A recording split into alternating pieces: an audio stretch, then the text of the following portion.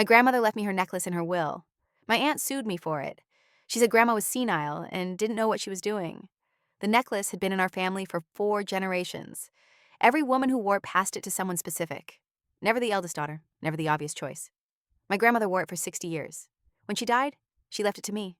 Not my mother, not my aunt. Me. I was 23 and barely knew why I mattered enough to inherit it. The funeral was small, the reading of the will was smaller. When the lawyer said my name, my Aunt Blair stood up so fast her chair fell over. That's wrong, she promised it to me. I didn't know what to say. The lawyer showed her the document. Her name wasn't on it. Mine was. She looked at me like I'd stolen something from her. This isn't over, she said and walked out. 3 weeks later, I was served with papers. She was contesting the will. Her lawyer claimed my grandmother had dementia, that I manipulated a dying woman, that the necklace rightfully belonged to her. I'd never manipulated anyone in my life, but now I had to prove it in court. Blair wanted war, so war is what she got. She told relatives I had brainwashed my grandmother, that I visited her only to get in the will, that I was a manipulative little girl who preyed on a dying woman. None of it was true, but people believed her anyway. The court case moved slowly. Her lawyer demanded depositions, medical records, testimony from nurses who barely remembered my grandmother.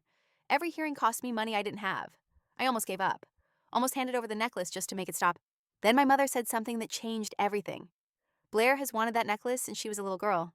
Mom always told her no. Never explained why. It drove Blair crazy.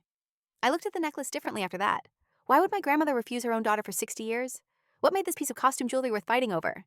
I took it to an antique dealer. He wasn't impressed. Said it was worth a couple hundred at most, but he noticed something I hadn't. A hairline seam around the edge of the locket.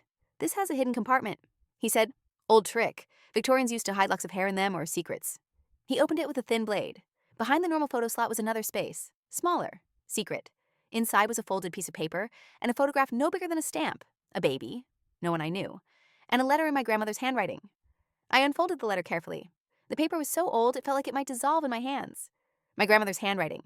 Shaky but clear. To whoever finds this, I need to tell the truth about my daughter Blair. My heart pounded. I kept reading. Blair is not my biological child. My first daughter, Clara, died 3 days after she was born. The grief nearly killed me. 6 months later, I adopted Blair from a home for girls in trouble. I raised her as my own. I loved her as my own. But the necklace carries our bloodline. 4 generations of blood. I cannot break that chain. Blair must never inherit it, and she must never know why. I put the letter down. My whole understanding of my family shifted.